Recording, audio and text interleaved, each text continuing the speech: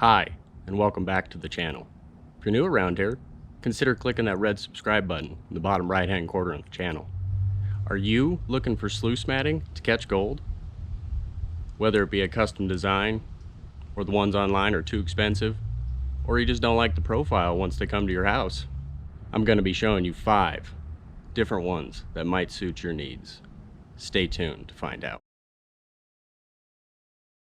Yepwelp! First up is copper Scourer Pads. I was also thinking steel wool could be an alternative. Either way, both of them remind me of having a similar structure to miner's moss. This 4-pack was only $2.48, making it a very cheap option.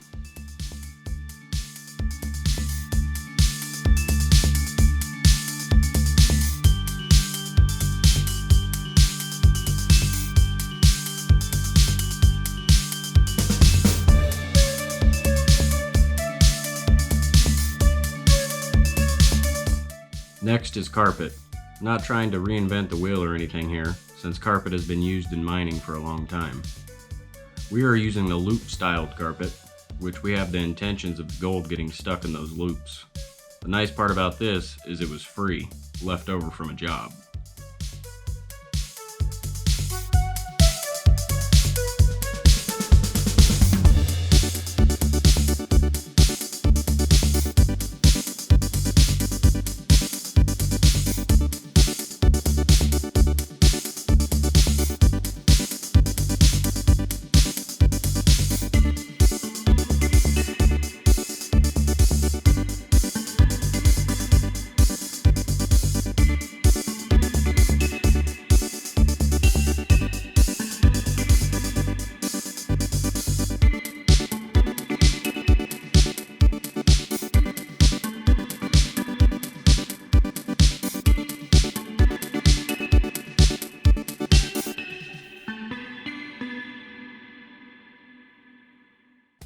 Third up is Scotch Brite pads, another item that has reminded me of miner's moss. Hope the dense woven fiber can catch that gold. The 3-pack was only $1 at the Dollar Tree. Can't beat that price. These can also be cut to size.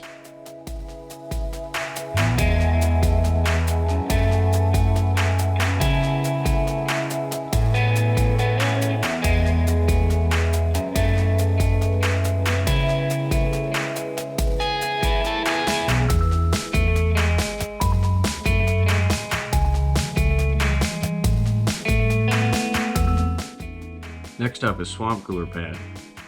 This also reminds me of miner's moss.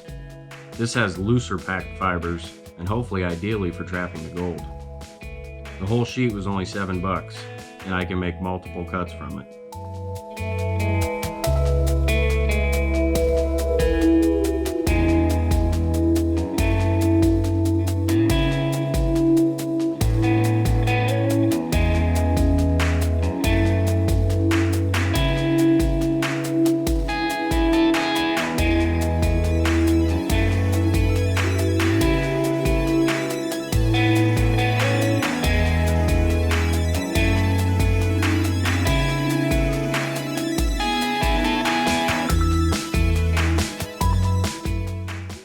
Now for the 5th and final option, we are going to be using silicone. I'm going to make a few different molds here to show you how custom or creative you can be. Get started by cutting the cardboard down to the size you want it to be for your mats. Repeat this until you have 2 or 3 cutouts for each mold that you want depending on the thickness you desire.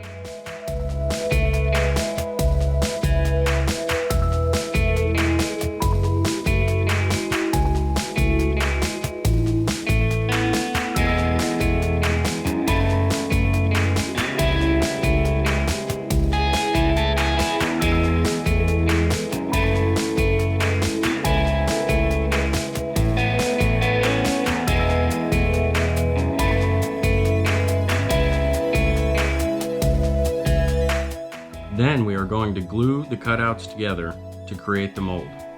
I used 3 for the thickness of the mat I wanted. Once again, you can use as many or as little for the thickness you desire. Once completed, set aside to dry.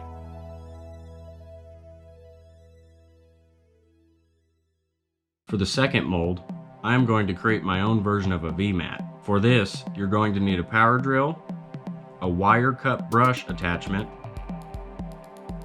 and a piece of scrap wood bigger than the size of mat you want to make. I got mine from a scrap pallet. You can see the grain in the wood from the darker coloring. The wood grain is a lot harder than the rest of the wood.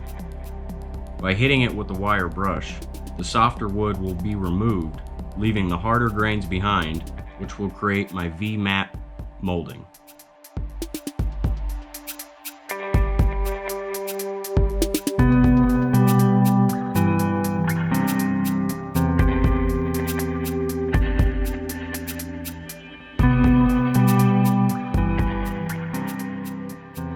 Go ahead and smash that like button if you're enjoying the content.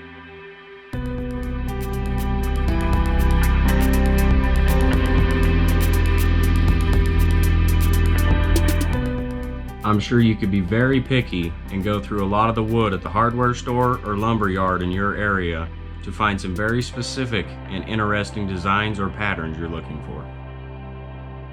Once the glue is dried on the cardboard molds, we will need to tape around the edge of our mold.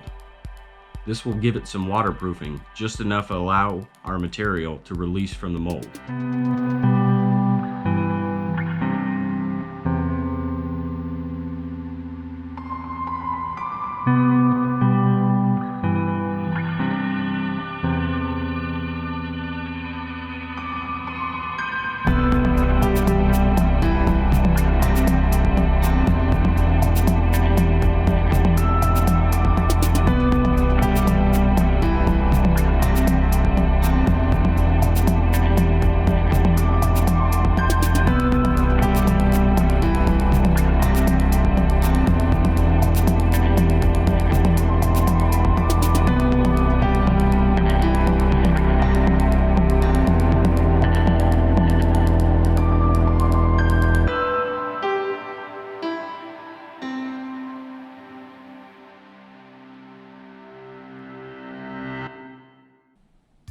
Now that the molds are taped, we can attach them to the wood that we prepped earlier.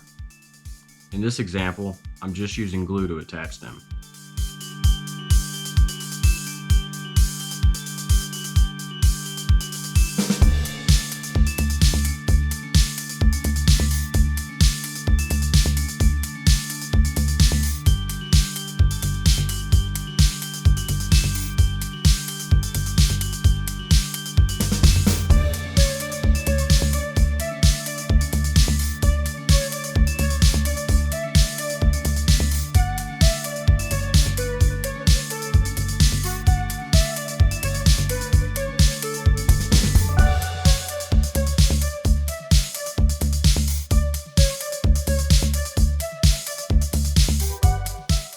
Another alternative to texturing the wood, if you don't have the tools available, I just glued down some items that had some interesting texture to them.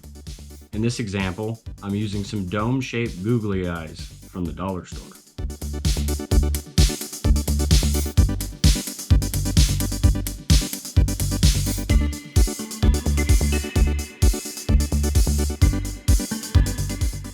The final mold is any food or soup can you may have.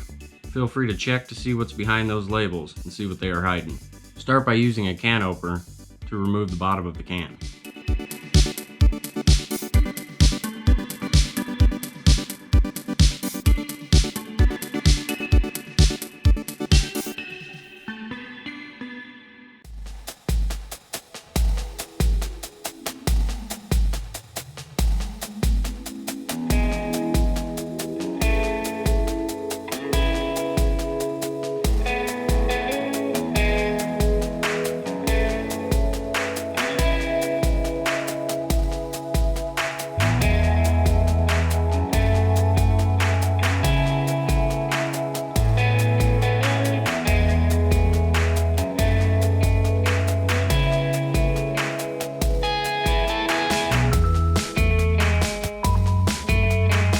Now you can start to carefully flatten out the can.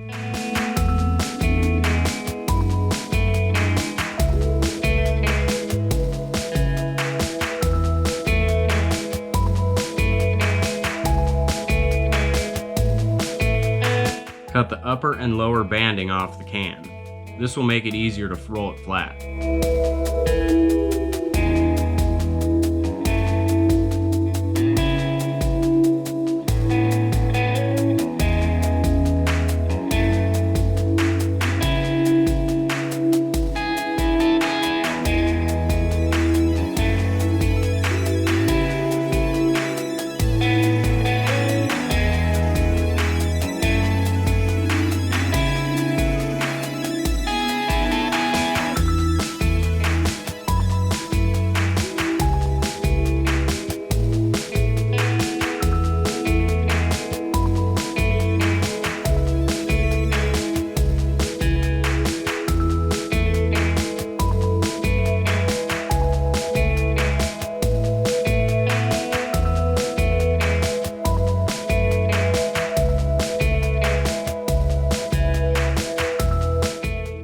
Once nice and flat, secure it to a piece of scrap wood. I used nails in this example. I also used nails to secure the cardboard molding on this one.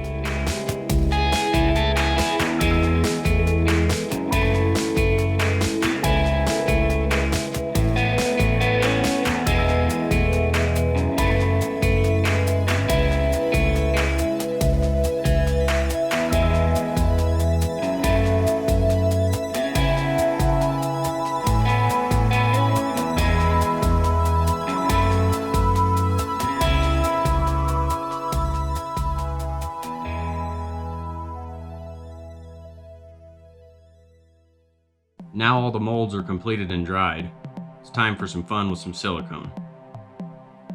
You're going to need 100% silicone for this, which is important because not all silicones will work.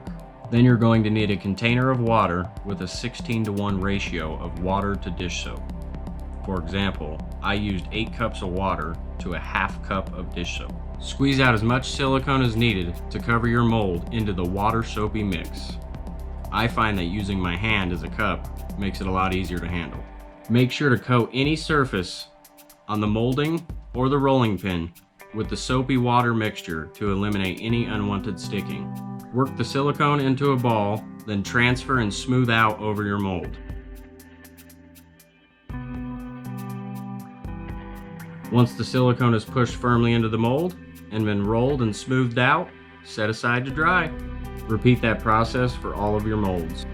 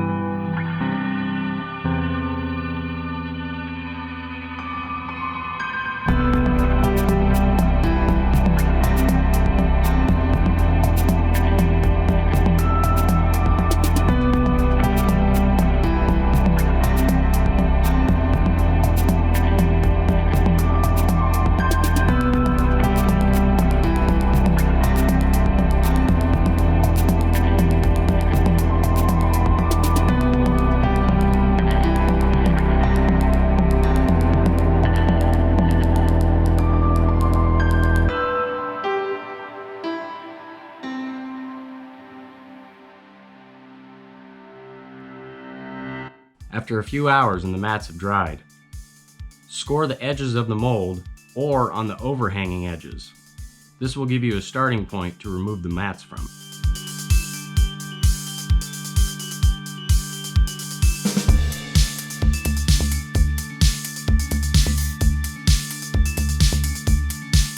I'm not sure what was on the bottom side of some of the mats, but they all came clean with a rinse of clean water and some soap. Trim off all of your extra silicone from your mat, leaving the edges nice and clean.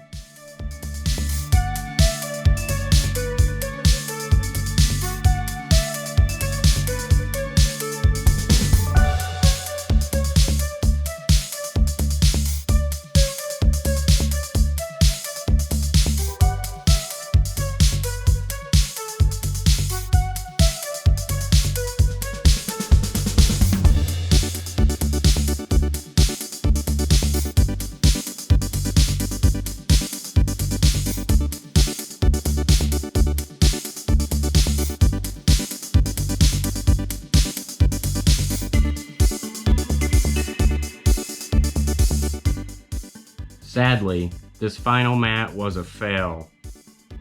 I used 2 different types of 100% silicone and 2 different colors for the 3 mats I made.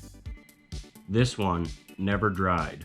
After doing some research on the product, I found out that there is actually a silicone 1 and a silicone 2.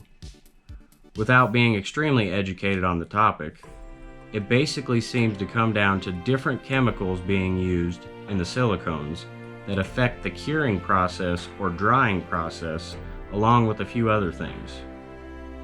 With this being said, make sure you use silicone 1 for these molds to dry properly. Well, here's a look at the finished product, all cleaned up. I feel the grooves turned out real nice on both of these. One's a deep groove, and one seems to be a shallower groove. Let me know in the comments below what you think about these mats, or if you have any ideas or materials we could possibly use. I just want to give a special thanks to Alan Robertson. The silicone idea was expanded from a video off his channel. Go check out his channel. I will leave a link in the description below. Thanks so much for sharing that with us.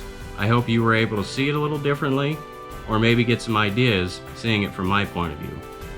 As always, thanks for sticking around to the end.